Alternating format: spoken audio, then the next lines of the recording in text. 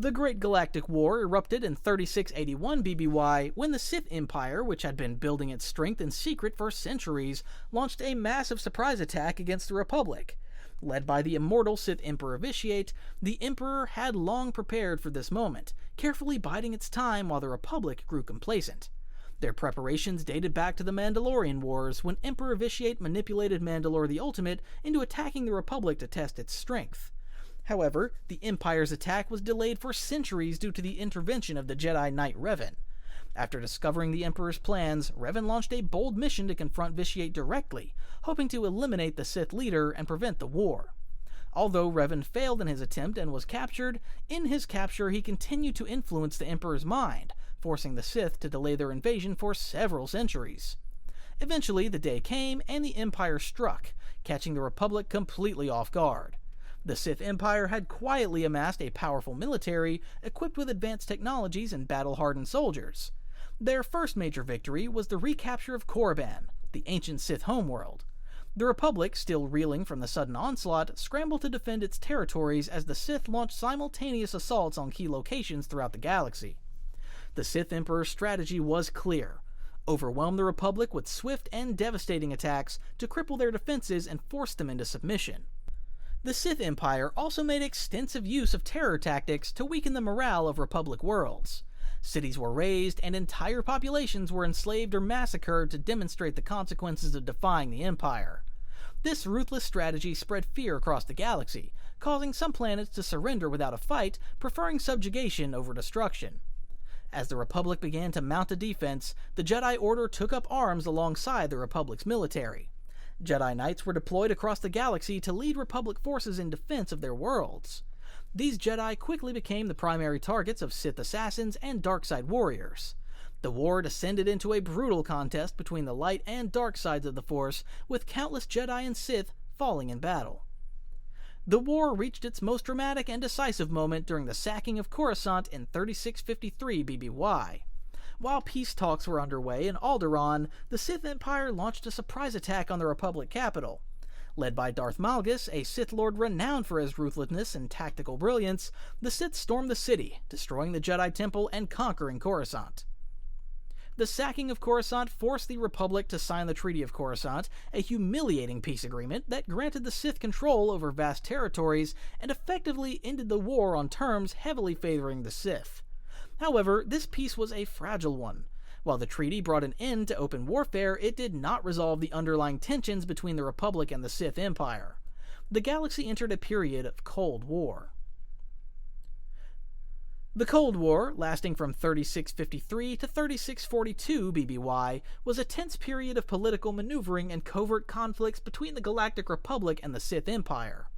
Although the Treaty of Coruscant has officially ended the Great Galactic War, the peace was little more than temporary ceasefire. Both sides knew that open conflict could reignite at any moment, and so they used the time to consolidate their gains, rebuild their forces, and engage in covert operations to undermine their enemy. The Sith Empire, having secured control of key worlds and trade routes, spent this period solidifying its dominance over its newly acquired territories. The Sith Emperor, still hidden from public view, directed the Empire's efforts to increase its military might and tighten its grip on the galaxy. The Sith ruled their domains with an iron fist, enforcing loyalty through fear and brutality.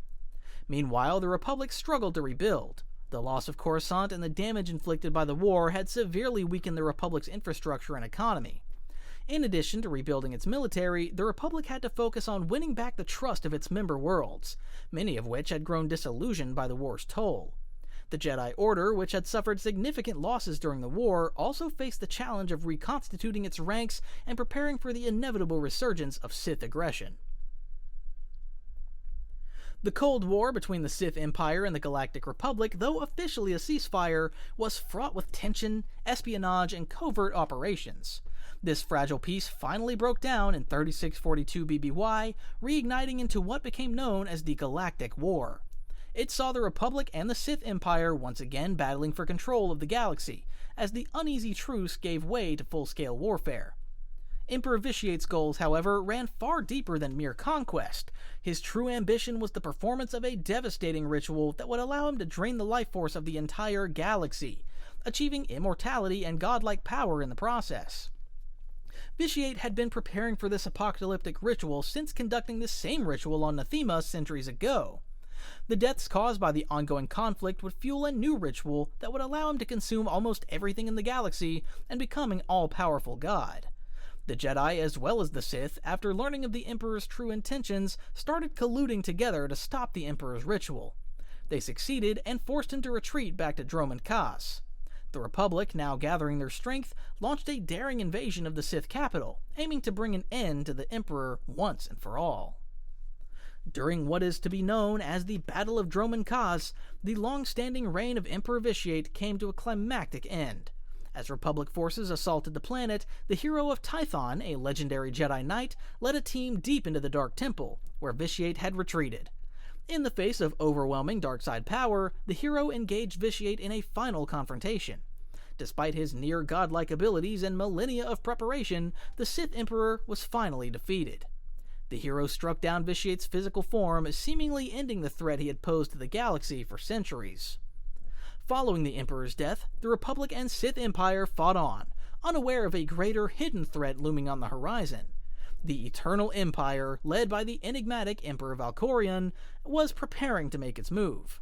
While the galaxy's major factions exhausted their resources fighting each other, the Eternal Empire quietly gathered its strength in the unknown regions of the galaxy, poised to strike at both sides. The galaxy was caught completely off guard when the Eternal Empire of Zakuul, a previously unknown faction from the unknown regions, launched a massive invasion in 3635 BBY. Under the rule of Emperor Valkorion, secretly the same individual as the Sith Emperor Vitiate, the Eternal Empire quickly subjugated both the Sith Empire and the Galactic Republic. The revelation of Valkorion's dual identity as Emperor Vitiate stemmed from his desire for ultimate power and immortality, which transcended the Sith ideology he once led. Having grown disillusioned with the Sith and their constant infighting, Vitiate created the Eternal Empire as a new means to conquer and dominate the galaxy on his own terms. Now ruling as Valkorion, he sought to destroy both the Sith Empire and the Galactic Republic, seeing them as mere stepping stones in his quest to reshape the galaxy under his vision of eternal rule. The conquest was swift and decisive, as the Eternal Fleet, Valkorion's near-indestructible armada of automated warships, overwhelmed the military forces of both the Republic and Sith galactic superpowers. The Eternal Empire represented a new kind of galactic domination. Unlike the Sith, who ruled through fear and dark-side oppression, or the Republic, who was built on democratic ideals, the Eternal Empire enforced order through sheer military might and technological superiority. Zakuul's forces were highly advanced, and Valkorion's leadership was a mix of cold efficiency and brutal control. Valkorion portrayed himself as a benevolent ruler who could bring stability to the galaxy. During this period, both the Sith Empire and Republic were forced to submit to Zakuul's authority. They became vassal states, paying tribute to the Eternal Empire and being stripped of much of their autonomy. Both factions were powerless against the Eternal Fleet, and many of their systems were devastated by Zakuul's relentless attacks. While the galaxy endured Valkorion's reign, internal strife simmered within the Eternal Empire. Valkorion's son, Arcann, played a central role in the regime, but harbored his own ambitions. Disillusioned with his father's rule, Arcann began to plot against him. At the same time, the Outlander, a powerful figure who'd been a key leader in the war between the Sith Empire and Galactic Republic, entered the scene. Alongside Darth Mar, the formidable leader of the Sith Empire's Dark Council, the Outlander sought to destroy Valkorion and end the threat to the Eternal Empire. In their quest to confront this growing danger, both Mar and the Outlander were captured and brought before Valkorion himself. In this fateful encounter, Valkorion demonstrated his overwhelming power by killing Darth Mar, obliterating the Sith Lord in a single decisive moment. This was the moment when Arcann seized his opportunity and betrayed his father, killing Valkorion. The Outlander was spared and taken prisoner. Valkorion's death, however, was not the end of him, as his spirit latched on to the Outlander, influencing the Outlander's thoughts and decisions. Following Valkorion's assassination by his son Arcann, the galaxy found itself under the control of an even more ruthless ruler. Arcann took the throne and led the Eternal Empire with an iron fist, seeking to continue his father's vision of galactic dominance, but without Valkorion's subtlety or restraint. His reign was characterized by increased brutality, as Arcann sought to cement his legacy and expand the Eternal Empire's control even further. During this period, resistance movements began to emerge. Dissidents from both the Republic and Sith Empire, as well as independent factions, banded together to form the Alliance, a unified coalition dedicated to overthrowing the Eternal Empire. For the first time, Jedi and Sith were fighting side by side against a greater evil. The Alliance was led by the Outlander, who had escaped her imprisonment on Zakuul. Despite the overwhelming power of the Eternal Empire, the Alliance began to strike back, engaging in guerrilla warfare and launching strategic assaults on key Zakuulan targets. Over time, the Alliance gathered strength, recruiting soldiers, Jedi, Sith, and even defectors from the Eternal Empire itself. Key victories, including the destruction of Zakuulan bases and successful sabotage of the Eternal Fleet, emboldened the rebellion. As Arcan's grip on the galaxy tightened, internal dissent also grew within the Eternal Empire. His sister, Vaylin, was a powerful Force user with even greater ambition than Arcan. Vaylin had been kept under tight control by Valkorion due to her uncontrollable power, but with her father's death, she began to seek her own path to dominance. The rebellion reached a critical point when the Alliance launched a direct assault on Arcan's throne. The Outlander, alongside the Alliance's most elite forces, confronted Arcan in a climactic battle that would determine the fate of the galaxy. After a fierce struggle, Arcan was defeated and forced into exile. With his downfall, his sister Vaylin stepped in and seized control of the Eternal Empire, intent on solidifying her rule and destroying the Alliance. Vaylin's reign was even more chaotic and destructive than her brother's. Unrestrained by any moral or familial bonds, she unleashed her full power, devastating entire worlds and subjugating those who opposed her. The galaxy was plunged into even greater chaos as the Alliance prepared for its final confrontation with Vaylin and the remnants of the Eternal Empire. In the final battle, Vaylin was defeated by the Outlander and the Alliance. However, the final confrontation was yet to come. The power of the Outlander was granted to him by the spirit of Valkorion influencing him. Now with both Arcan and Vaylin removed, the former Emperor's spirit attempted to possess the Outlander, seeking to regain control and continue his quest for galactic domination. In a climactic showdown with the Outlander's mind, Valkorion's spirit was finally destroyed, finally ending the immortal Emperor's millennia-long reign of terror. With the death of Vaylin and the final destruction of Valkorion's spirit, the Eternal Empire began to collapse. The Eternal Fleet, once the unstoppable force that had subjugated the galaxy, fell into disarray without Valkorion's control. Many of the systems that had been under the thumb of Zakuul rose up in rebellion, overthrowing the local Zakuulan authorities and reclaiming their independence. The Alliance, now recognized as the key force that had defeated the Eternal Empire, helped guide the rebuilding efforts in both the Republic and Sith Empire. Though the Eternal Empire was no longer a threat, the galaxy was left in a fragile state, with both the Republic and Sith forces weakened by years of war and occupation. The galaxy began to enter one of its dark ages. The Republic slowly shrank down to little more than the core worlds, while the Sith Empire disintegrated into warlordism. Everything beyond the Mid-Rim sank into barbarism, dominated by petty tyrannies and Sith warlords.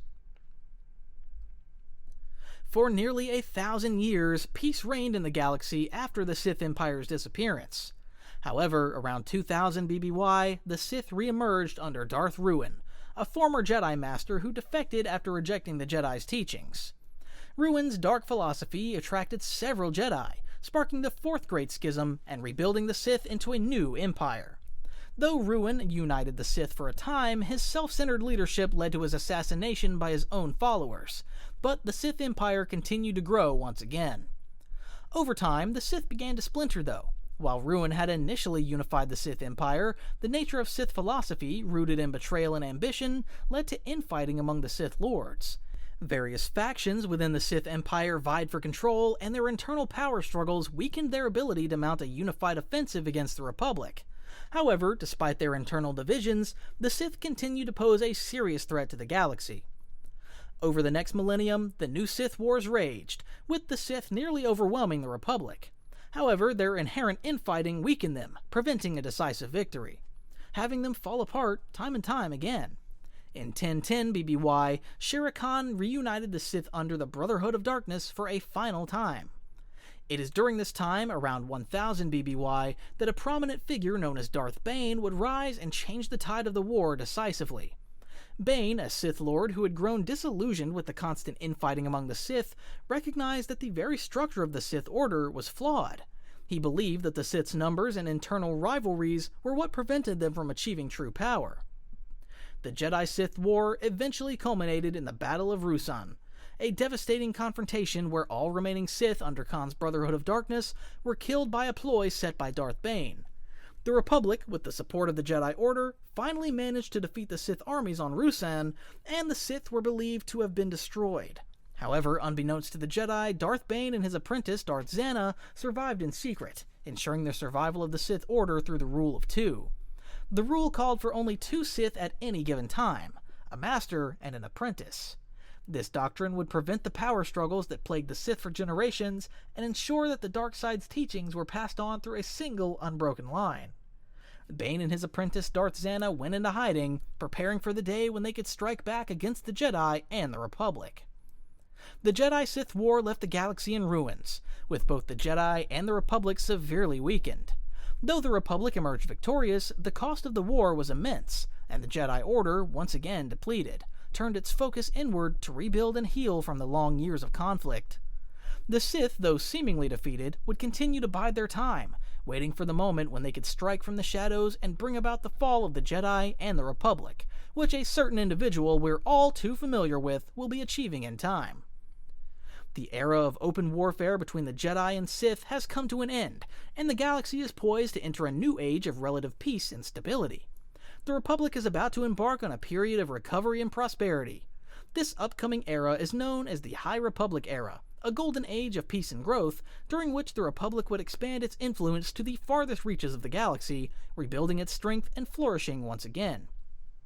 During this time, the Jedi Order reached its zenith as the guardians of peace and justice, operating not as warriors, but as diplomats, explorers, and teachers. They patrolled the Outer Rim territories, helping to expand the Republic's influence into frontier worlds and ensuring stability in distant regions. The High Republic was characterized by a strong and harmonious relationship between the Jedi and the Republic government, with the Jedi being seen as noble peacekeepers who could be called upon to resolve any crisis. Now that was it for Part 1 of Every War. In Part 2, we'll be covering the Clone Wars, how it leads to the rise of the Empire, the Galactic Civil War, the Thrawn Campaign, as well as the Dark Empire Crisis. Finally, the Vujong Vong invasion and the Sith Imperial War. I hope you liked the video. It was a lot of effort to make, and let me know if I forgot or left out any meaningful event. Please subscribe, it really means a lot, and let me know what I can improve on. I read all the comments and try to reply as much as possible. May the Force be with you and all of us.